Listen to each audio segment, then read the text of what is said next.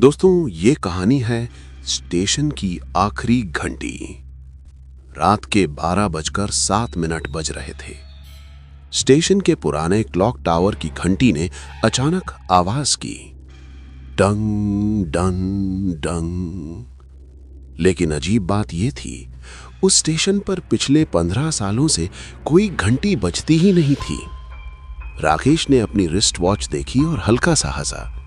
लगता है ज्यादा काम कर लिया, हेलुसिनेशन हो रहा है, उसने खुद से कहा।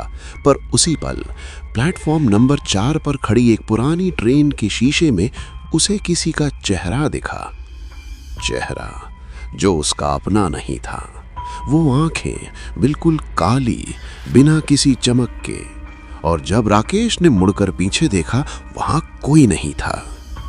ये कहानी शुरू होती है देवगढ़ रेलवे स्टेशन से। एक ऐसा स्टेशन जिसे मैप में तो दिखाया जाता है, लेकिन ट्रेन कभी नहीं रुकती। 15 साल पहले इस स्टेशन पर एक भयानक हादसा हुआ था।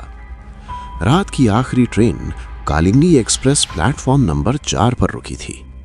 ट्रेन में सिर्फ 11 लोग थे और सुबह जब लोगों ने स्टेशन खोला तो ट्रेन तो वहां थी, लेकिन एक भी पैसेंजर जिंदा नहीं था। सबके चेहरे पर एक ही एक्सप्रेशन, जैसे मौत से पहले कुछ देख लिया हो। आंखें खुली हुई और मुंह पे सिर्फ एक ही बात लिखी हुई मिली, घंटी मत बजाना। उस दिन के बाद स्टेशन बंद कर दिया गया। आज की रात राकेश एक रेलवे ऑडिट ऑफिसर था। उसे देवगढ़ स्टेशन का इंस्पेक्शन करने भेजा गया था। लोकल लोगों ने मना किया, साहब वहां रात मत रुकना। चाय वाले ने कहा, वहां घंटी बजती है और जो सुन लेता है वो वापस नहीं जाता। राकेश ने इग्नोर किया, क्योंकि वो साइंस में मानता था, भूत प्रेत में नहीं। पर जैसे ही वो स्टेशन के अंदर घुसा, उसके कान में एक हल्की सी आवाज गूंजी, डंग। उसका मोबाइल अचानक बंद हो गया, नेटवर्क 0। स्टेशन के अंदर हवा में एक सड़ी हुई बू थी, जैसे पुरानी लाशें। और फिर उसे एक लड़की दिखी, सफेद ड्रेस, बाल चेहरे पर गिरे हुए, वो प्लेटफॉर्म के कोने पर खड़ी थी। एक्सक्यूज मी, राकेश ने आवाज दी। लड़की धीरे से मुड़ी। उसका चेहरा देखकर राकेश का दिल रुक सा गया। उसकी आंखों के बीच एक गहरा घाव, जैसे घंटी का निशान। लड़की बोली, तुम भी सुन चुके हो ना? घंटी? राकेश पीछे हटा। तुम कौन हो? लड़की हंस पड़ी, पर उसकी हंसी में खुशी नहीं थी, सिर्फ दर्द था। मैं अनाया हूं, कालिंदी एक्सप्रेस की पैसेंजर जो कभी घर नहीं पहुंची। उसने राकेश का हाथ पकड़ा और अगले ही पल स्टेशन बदल गया। दीवारों पर खून, प्लेटफॉर्म पर लाशों की लाइन और ट्रेन के अंदर से चिल्लाने की आवाजें। राकेश ने देखा, ट्रेन के ड्राइवर ने घंटी बजाई थी मजाक में, और उसी पल स्टेशन के नीचे से कुछ झाग उठा, कुछ ऐसा जो आवाज से जिंदा होता था। देवगढ़ स्टेशन के नीचे एक पुराना मंदिर था, जिसे बंद कर दिया गया था। वहां बंद था एक नाद राक्षस, जो सिर्फ आवाज से जीवित होता है। घंटी, चीख या फिर दिल की धड़कन।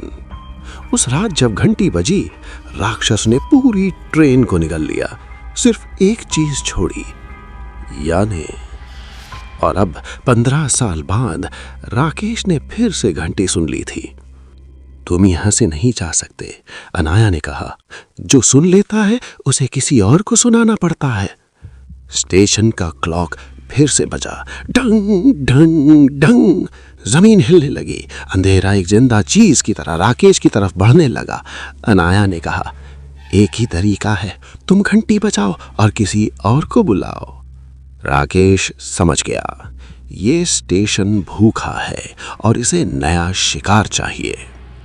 सुबह के 6 बजे एक नया ऑडिट ऑफिसर देवगढ़ स्टेशन पर आया। स्टेशन खुला हुआ था। अंदर एक आदमी बैठा था, राकेश, बिल्कुल शांत। ऑफिसर ने पूछा, यहां कोई प्रॉब्लम हुई थी? राकेश धीरे से मुस्कुराया और बोला, बस एक बात याद रखना, उसने घंटी ही तरफ इशारा किया, इसे मत बजाना। और उसी पल स्टेशन की घंटी अपने आप बज उठी।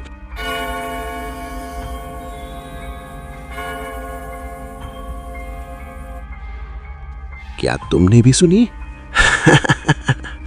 अगर ये कहानी सुनते वक्त तुम्हारे कान में भी हल्की सी आवाज आई हो तो शायद देवगढ़ स्टेशन तुम्हें बुला रहा है, पर वहां कभी मत जाना। पता है ना क्यों? धन्यवाद।